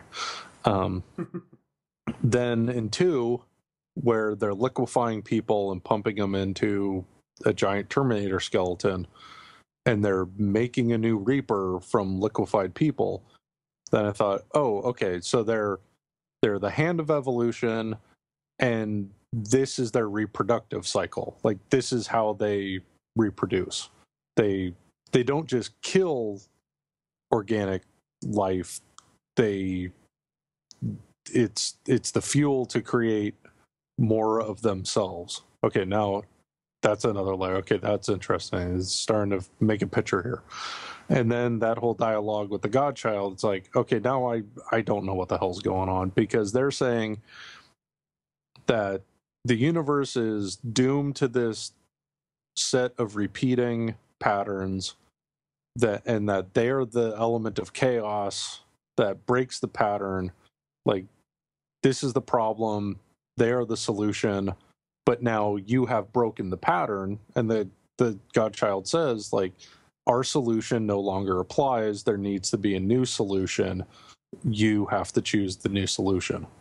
And it's like, well, what if I choose you guys just go back to dark space and never return and leave us alone? Like, there's a solution for you.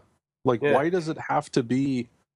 I mean, now you can make one argument that by getting rid of the mass relays and the Citadel, which were the traps left behind by the Reapers, to make their extinction events easier, because you lower the center of galactic government to the Citadel, because all mass relays point to the Citadel, and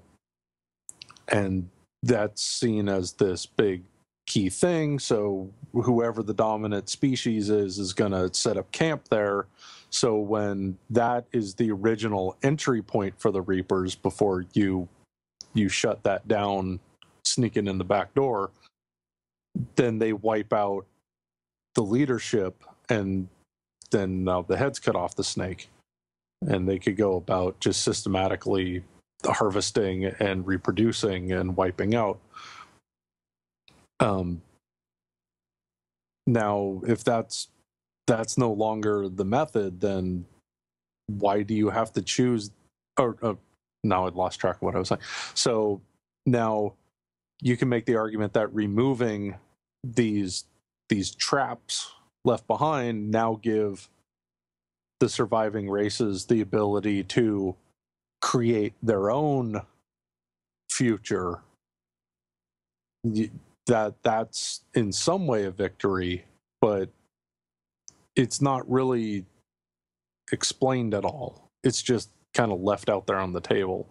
Yeah, you kind of have to like reach. Like, that's the thing, is they don't give. I don't feel they give us as the audience / players enough hard tools to even really deduce anything, so much as just grab every fact we can think of from every corner and like just try to mush. It's like instead of giving us puzzle pieces, they're just giving us a giant bag of sand and going like, these are all individual things, these little sand grains. You can make something out of this. It's like, well, I can't.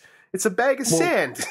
Yeah, and there's movies and books and all kinds of fiction that have these like ambiguous endings where it's like, well, read into it what you will, and like maybe it was a dream, maybe he woke up, maybe he didn't, maybe this, maybe that, and they leave it up to the audience to fill in the blank. And if that's what they were going for, I think they did a clumsy job of it. Absolutely. And how do you do that to this series? Like, how do you have this like hard blank cutoff where you've grown so attached to all these characters and the universe they live in to just be like, and make up your own thing? Well, if that wasn't what they were going for, then they really goofed up the ending. Yeah. What I've heard is that the whole game was written by pure editing through a team of writers, except the ending, which from what I heard was Casey Hudson locking himself in a room to write the ending sequence pretty much by himself, and then just adding it to the game. And what you just said, it totally makes the point that I've tried to make to a lot of people, is that the ending just feels like it is an ending for this phantom game all about a fleshed out character called Shepard that doesn't exist, and it feels like it wasn't even aware that people would be attached to the ancillary characters in the actual universe. And that to me was just ludicrous. It was like, for all the credit I gave to the people working on this game, at the very end of the day, they suddenly just became a bunch of game programmers trying to write a story for their game.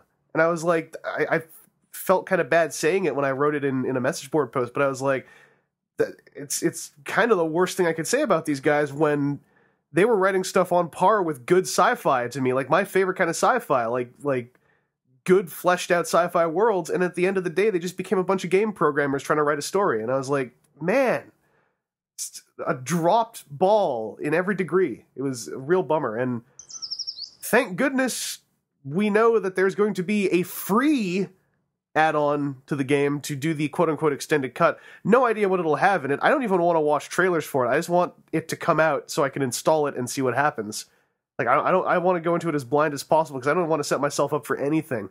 But I think this extended DLC is so necessary because to pull a good reference, like the game needed some kind of Animal House ending, like just some kind of, and this happened to this, and this happened to this, because like I rambled about it for like a full 5 minutes a little while back there. That is more important than the fate of Shepard, I believe, in the narrative of this full franchise. Like, Mass Effect is bigger than Shepard. Shepard is just the vehicle by which we've experienced it at the end of the day. And everything that we're attached to, in my opinion, is predicated on every character who isn't Shepard. And so the ending being so Shepard-centric, I get what they were trying to do, but it was so misguided and almost like they were closing their eyes in the face of what was so obvious in terms of what was important. I was one of those people who spent days reading threads. The Something Awful thread is what I was reading, actually, because there was great discussion in there, but it was also just me sitting there going like, I can't believe they did that. I can't believe it was such a fumble. And I totally see why people got really fired up and angry, but at the end of the day, the other sad part about this is I think that the well has been poisoned as far as like open public discussion on the ending, because you had the nutcases from BioWare Social Network going like, I want my perfect happy Shepard ending. And then you had the backlash nutcases who were going like, if they so much as touch that ending, they're going to set back the art of video games by a decade, which is one of the most ludicrous tweets I'd ever read in my entire life. That somehow, like, everyone was, and people making comparisons to movies and films, everyone somehow missing that Mass Effect was not only a video game, but a highly unique video game experience of experiences in these past 5 years.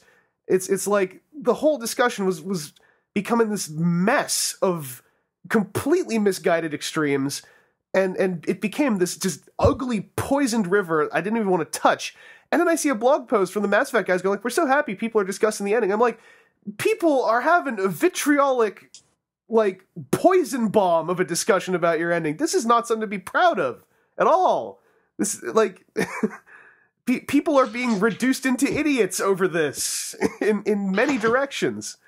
Yeah, So, and one of the things that has grown out of that is the indoctrination theory. Yeah. Which I think makes a lot of really good points, but I also think goes too far.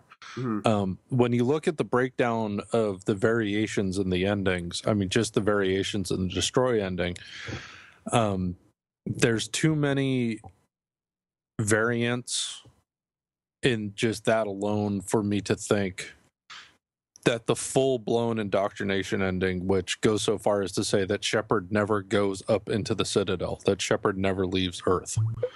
I think that's going too far. I do think Shepard goes up into the Citadel. I think it's just handled clumsily that Shepard is half dead when he or she gets up there, but Anderson had gotten there ahead of you and didn't have like a scratch on him. It's like, okay, that's interesting, I guess. Then, but like places where I think it holds a lot of water is when you take synthesize and destroy endings, or synthesize and control endings. Shepard's eyes turn into indoctrinated eyes, and in both those endings, Shepard is like disintegrated.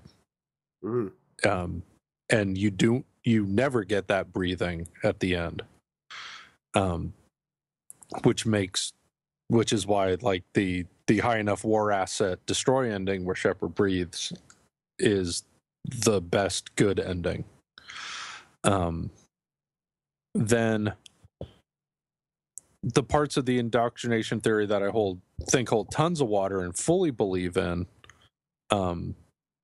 like I think that there's I'm not sure if I 100% believe it. I think there's something to be said that the child that Shepard sees on Earth was a figment of an indoctrinated mind, and the child was never there. I think that is a possibility. Yeah.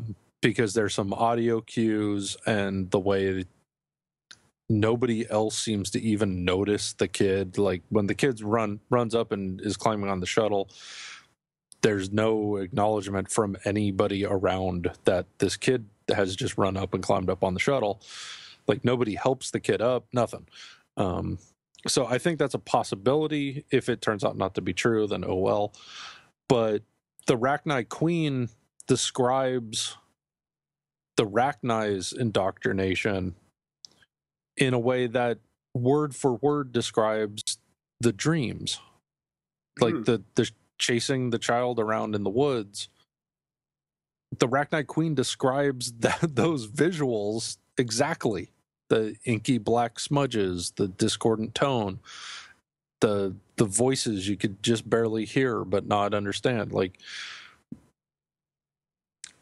if they're not suggesting that Shepard is being affected by indoctrination, then what the hell are they doing? And if there isn't something to the indoctrination theory in the ending, then why do that stuff with the dream if there's no payoff to it? And why not make the payoff spelled out a little bit more, just for the sake of the audience that isn't going to bother going to message boards and figuring it out? Yeah. But like, so much talk from going from 1 to 2 and from 2 to 3 was making these games more accessible to a wider audience, and then you make like the most indecipherable ending imaginable. It's like, well, that's not going along with that theory either. Yeah, this whole indoctrination theory I think is one of the most interesting things to come out of this, because I feel almost bad coming down on some people, because it's like, there's nothing wrong with wanting a happy ending for Shepard, and it is good that people are getting this fired up, because it's great to see people taking a game story that seriously to a certain degree. But then the indoctrination theory is so weird, because it's like, as you said, parts of it are so cool because they do feel like, oh, maybe it is like a hidden message, but then it always ends up spiraling out into this like far more involved thing that begins to just feel like someone who really, really wants to believe the ending isn't as bad as it is. Yeah. And Well, and the whole series from the very beginning, red is renegade and bad, blue is paragon and good, control is blue, destroy is red. You are told that control saves everybody. Red will kill you and the Geth. So you're being lied to. The Godchild is lying because they don't want you to take destroy. They want you to take control because that preserves the Reapers. Destroy wipes out the Reapers. Synthesis makes the Reapers unnecessary. So of course they want to trick you into taking control, because that keeps everything as it is and gets you out of the way. And you probably don't even get to control the Reapers. That's probably part of the lie too. he's going, all right, probably guys, just a way to get rid of you. all right, guys, change the lights. We're out of here for a couple thousand years, then we're coming back and finishing up. Yeah, so either Godchild is just lying to you to try to manipulate you into the ending that they want, that the Reapers want, or it's an aspect of the indoctrination that you perceive control as the good option because you are now at that point indoctrinated. But if you choose red, then you're breaking the indoctrination. So Yeah. I can see all that as being part of the ending, but they made no effort to explain it to you in the ending. No, and like I said, that's really the crux. That to me is the biggest crux of the problem with the ending. All the debate that happens, fixating on issues here, issues there. I want a good ending. I want this ending. Like, more ending options are great, sure, but at the end of the day, the endings they wrote are the endings they wrote. It's really the lack of any information to decipher them that is the problem. It's just this sudden wall of amazing events and then nothing. And as much as I come down on comparing this to a movie because I feel it is a different beast, one of the best metaphors I've heard for this ending is, imagine if at the end of Return of the King, Frodo drops the ring into Mount Doom and then they slam to black and roll the credits. It's like, that is actually a pretty effective description of what is wrong with this. It's like the actions, whatever, but we have nothing to work with aside from wild amounts of conjecture and speculation.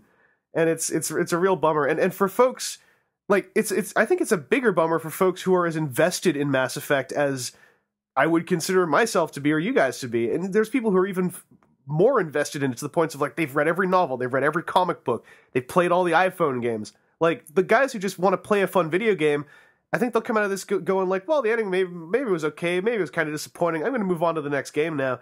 The folks who really got invested in this game, who put 90 plus hours into this and care about these fictional things in this universe that was built so well, really did get boned over in one way or another. And I mean, there are folks who found the ending satisfactory, and I'm happy for them because I wish I could have, but despite liking parts of it, it was just all these other things stack up to make it this not even unpleasant experience, just this amazingly crestfalling experience that I'm not hoping that the extended cut DLC makes me suddenly love the endings. I just hope it makes me feel satisfied in some way. That's all I really want. That was my main feeling. Was I didn't feel angry or cheated or anything like that, but it didn't feel like an end. It just felt more like a stop. Yeah. And it felt empty and just incomplete. But even if they don't change anything, even if, like, this is the ending that we were going to be stuck with forever in all its disappointment, collectively, the Mass Effect games, I have to say, are my favorite video game ever. I agree. I've been playing video games from the earliest days of video gaming, and there's games that I really, really love and enjoy, but the Mass Effect universe is the one that I would want to live in if it were real. Yeah, because it's so smart.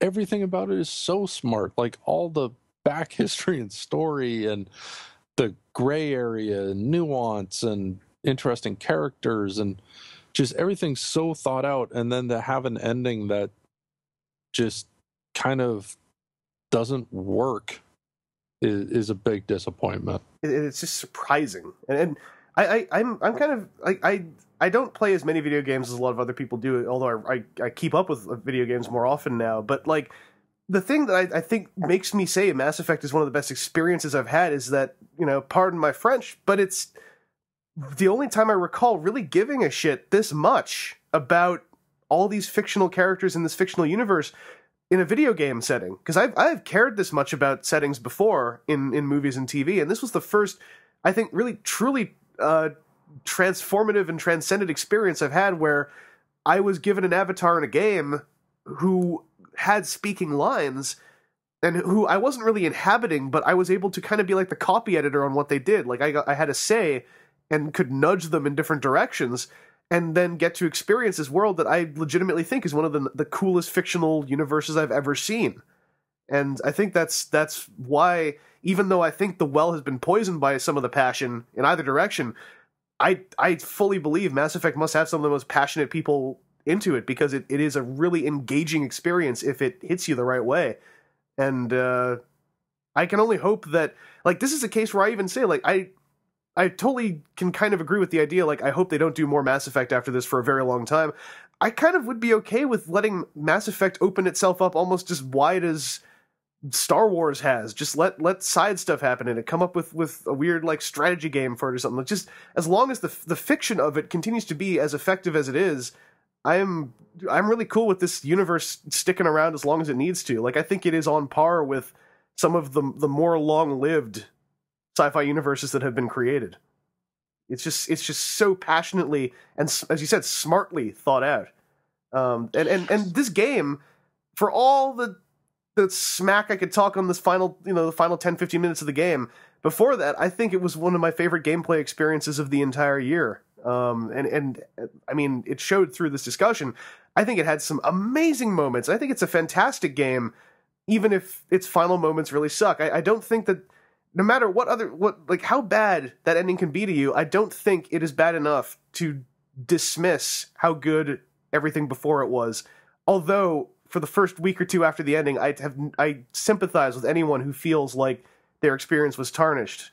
Looking back at it now, having finished it, however many weeks ago now, maybe like, a month ago, I think that the experience was still worth it, even if it didn't pay off at the very, very, very end. There was still so much awesomeness and so many just emotional moments and great fleshing out and tying of loose ends that I still really enjoyed Mass Effect 3, even though screw that damn ending, man. That was a whole lot of ending chatter. Gog, any other thoughts on the ending from yourself? No, that was it. I mean, I think I still feel like you. I really love these games. I love the world, probably as much as Seth does. I think that as far as video game universes go, and even fictional sci-fi in general, this is just one of the most fleshed out, like, believable collection of races and characters and even past history that was written before the game was even finished. That doesn't even take place in the game. It takes place beforehand as the previous events. It's just like, even like sci-fi franchises on TV that have gone multiple seasons, I don't feel like as fleshed out and believable as this. And it is just something special. So I still love it. I love the games. I love the characters. I think once all my bitterness ends over the ending of this, I'll probably go in and finish my second playthrough through the trilogy, which, like I said, I'm at the end of the first game, and go through and do that again when some of the DLC and stuff comes out for the Mass Effect 3. But yeah, it's like for a while I really was. I was just like, I don't know, man. Like I'm really put off, and I just don't even feel like touching Mass Effect for a while. I haven't even touched the multiplayer since I've beat the first game. I was just like, I need a break from this, because even thinking about it is giving me a headache. But I really hope that this doesn't ruin the reputation of Mass Effect, because it's done a good job of doing that for the past few months. And it's like I said, it's hard to blame anybody who feels that way. You know, time will be the judge, and we'll see, looking back in 10, 15 years, what people think of Mass Effect and the Mass Effect universe. But I hope that they didn't ruin this, because they had something special. They had something absolutely special, not just in RPGs, not just in video games, but in storytelling and science fiction. And so much of that goodwill was just completely shat away by the care and effort, or lack thereof, that they put into this ending. And I think that's a real shame.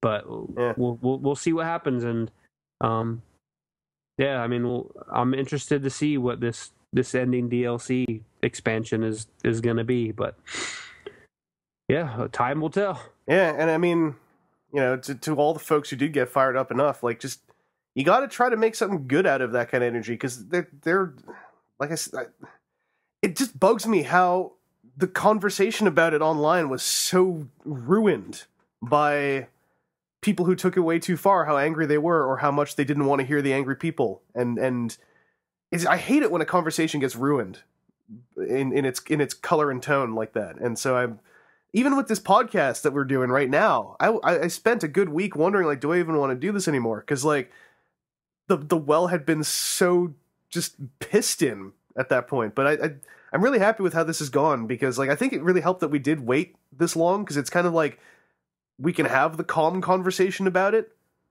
and we all played through it pretty fast. So, like, we've had enough time, I think, to, like, really digest and sit back and think about it. And in my case, like, read a lot of other people's thoughts and process that stuff as well.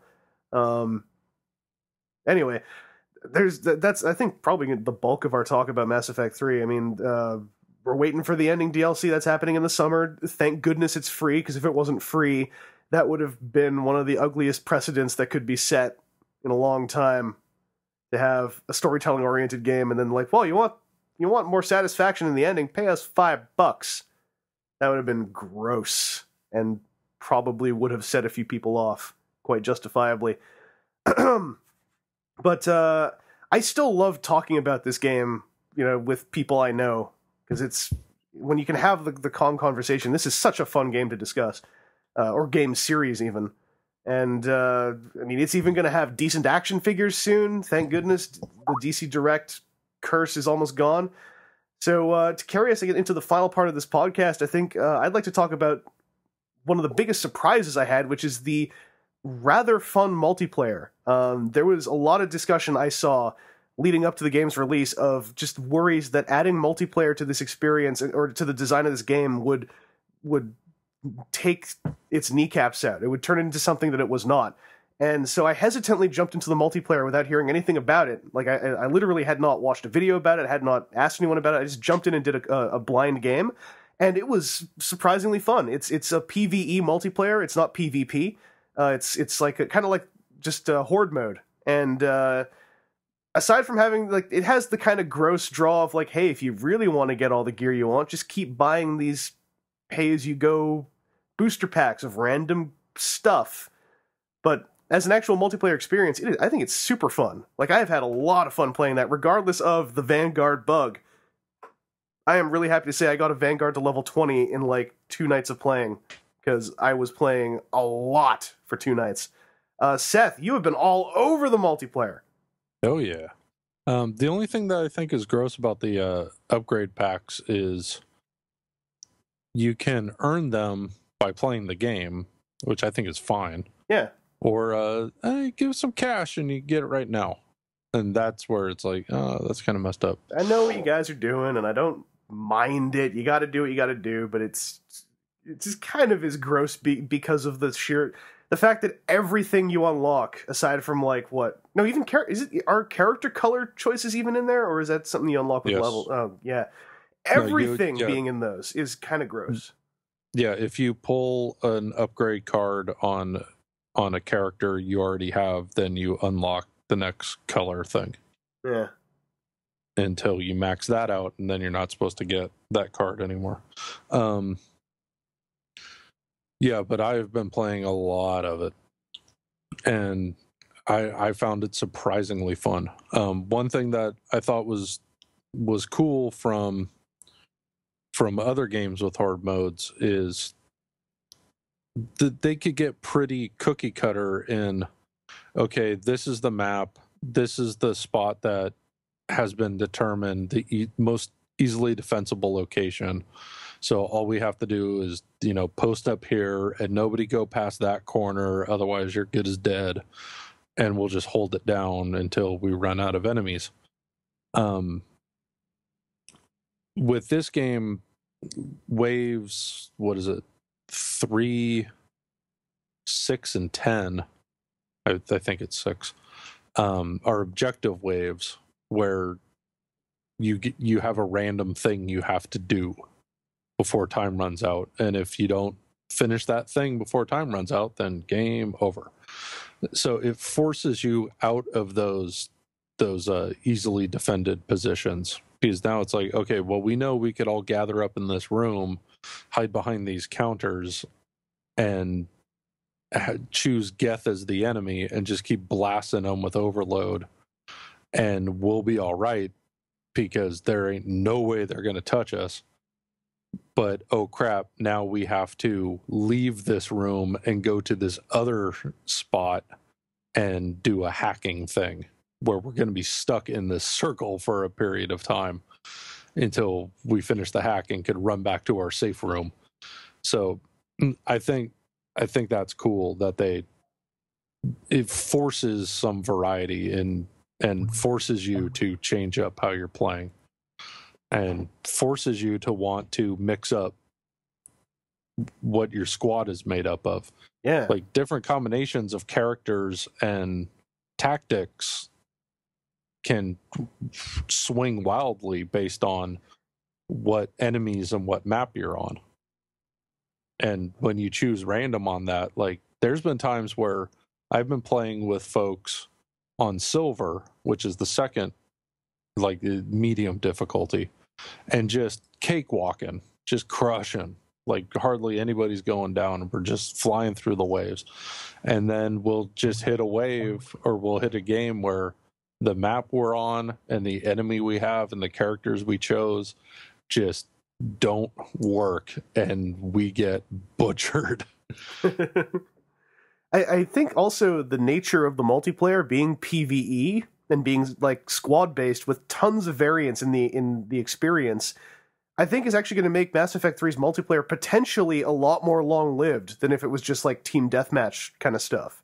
Like having these different classes and then different races in the classes with different playstyles plus stat customization and all this other stuff. I think it means like even when Mass Effect 3's multiplayer is dead, it wouldn't be hard to collect a group of like, 4 friends and go like, hey, do you want to run some Mass Effect 3?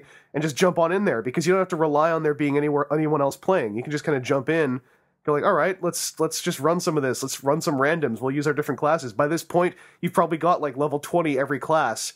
So just pop in there and start playing all those different classes. I think Mass Effect 3's multiplayer is something that could last for a very long time, especially if they keep adding little things to it here and there. Yeah, I mean, just recently there was a free DLC that added a couple guns and one new race for each of the 6 classes. Yeah. Including a race that you never got.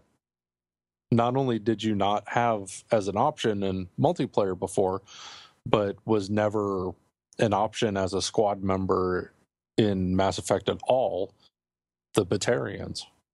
Those pretty creatures that are the Batarians. 4-eyed doofuses. The Brotarians. Yeah. But, and a lot of biotic powers just wouldn't work in a more versus centric multiplayer, because I mean, how much of a bummer would it be in versus if somebody could hit you with stasis, or cryo ammo, or the Batarian snare net, like any of the things that prevent you from moving? It wouldn't be fun. It would be awful. Who would want to do that? Not me. I generally like co-op multiplayer more. Like I've fallen into the camp of like feeling that the move towards co-op multiplayer in most games over the last few years has been actually a really positive one, because I like PvP stuff too, but co-op multiplayer, it's just, there's so much camaraderie to be had in that, and it's also just easier for everyone to have a good time. Yeah.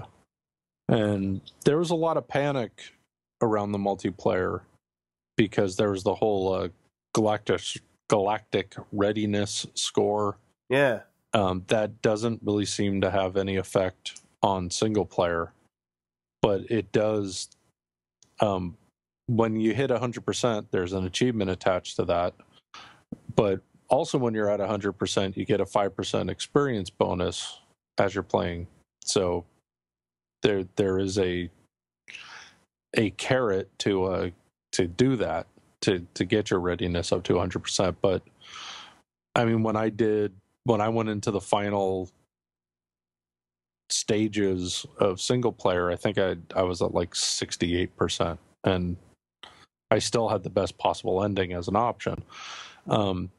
It seems really that the only effect that multiplayer has on single player is when you reach level 20, you have the option to promote, which is kind of the equivalent of prestiging in Call of Duty, where it resets you back to level 1 and you lose all of your all the leveling up you did. You don't lose your weapons, you still have those.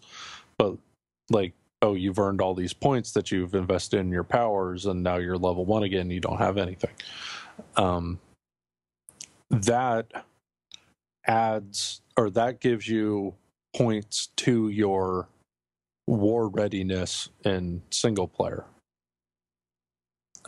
It's not a giant number, but it's conceivable that you could earn enough readiness in multiplayer to make up for missing things in single player if that was a problem.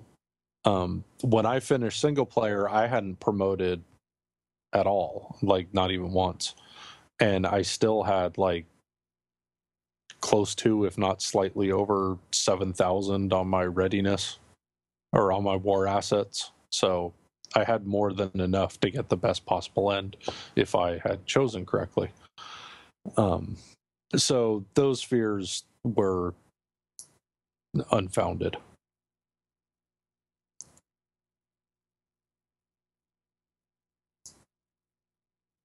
I didn't touch the... sorry, my mic was off for a sec there. I thought I had accidentally turned my volume down, so I turned it up really loud, and then you started talking, and I went, ah. You'd think we've been podcasting for over 5 hours or something. I didn't touch the multiplayer before I finished single player because I was terrified of being told over mic chat or something, or even just seeing a name tag or something that might spoil the ending for me. So I just barreled through the single player with as much tunnel vision as possible, and I still could choose all the best endings because I just did everything. There's like, if you can do everything in single player, and it certainly isn't hard to, there's no reason to think multiplayer is a necessity to get a better ending, because it's not. Yeah. And there's only like, I think maybe 2 achievements that can only be had in multiplayer. All the other achievements that are tied to multiplayer have a single player counterpart condition. Mm-hmm. So like there's one achievement for finishing all the maps on gold difficulty, or you could finish all the missions in single player on insanity. Mm-hmm. So you have a choice. And off the top of my head, the only achievement that I could think of that can only be done in multiplayer is getting 100% readiness. And I think there might be one more, but I don't remember off the top of my head. Yeah, even the level cap achievement is either level 20 in multiplayer or level 60 in single player. So yeah. And there's one like overload 100 enemy shields. I found that way easier to do in multiplayer than single player. Yeah. Like, man, you load up Geth and you have any character with overload spec'd out the right way and go light on your weapons so your recharge is fast, and you just keep throwing overloads and you'll get it in like a game and a half if it takes even that long. Yeah. The multiplayer is overall, I think, a really positive experience, and I think it actually really helped me get over the ending, too, because I'd finished up, and I was like, that was it? And then I was like, I guess I'll try the multiplayer. And the multiplayer just kind of, like, all of a sudden I was having a pleasant Mass Effect-oriented experience again, and I was like, I just kind of want to pretend this is the game for the next little while. And it's pretty fun. If you have actively avoided the multiplayer, please do give it a try. I'm sure most people who own the game at this point have already decided they're going to, but just in case you're that one dude out there who bought it on PC because you're one of those PC gamer hardcores and whatnot, just give it a try. And GOG, I hope that you can give multiplayer a try sometime once you get back into it, because it's pretty fun. I played a bit of it. I enjoyed it. Okay, cool. I haven't really gotten super hardcore into it, but no, I played several rounds. It was good. Excellent. Yeah, I always worry that people are going to end up missing the multiplayer because of their single player experience, and it's like, please don't. It's worth your time. But yeah, I think that covers most all of Mass Effect 3 off the top of our heads, anyway. Without any kind of real lesson plan, that still is like 5 and a bit hours of chatter, because whether you like it or not, Mass Effect 3 is a dense game full of stuff to do. And it is totally worth your money, because it is 30-plus hour experience, even if you're going pretty fast, I think. So hopefully you found this discussion interesting. Hopefully, if you've been sitting around on message boards just reading the vile rank discussions that have been people spitting at each other over the last while, I really hope this has sort of cleansed your palate a little bit, because I really feel like we had a good, like, constructive talk here. But either way, might talk about Mass Effect some more another time, because it's a fun thing to talk about. In the meantime, thank you very much, Jeremy and Seth, GogDog, and Mr. Buzzard, for joining me for such a long haul. Especially you, Gog. I know that it's been a long-ass day for you. I'm good. All right. So, yeah, thank you for listening, and Vaudiosonic will be back again with something, somewhere, sometime. Maybe more video games. I like talking about those. Actually, I really like point-and-click adventure games. Something about that. I don't know. See you later. Blam!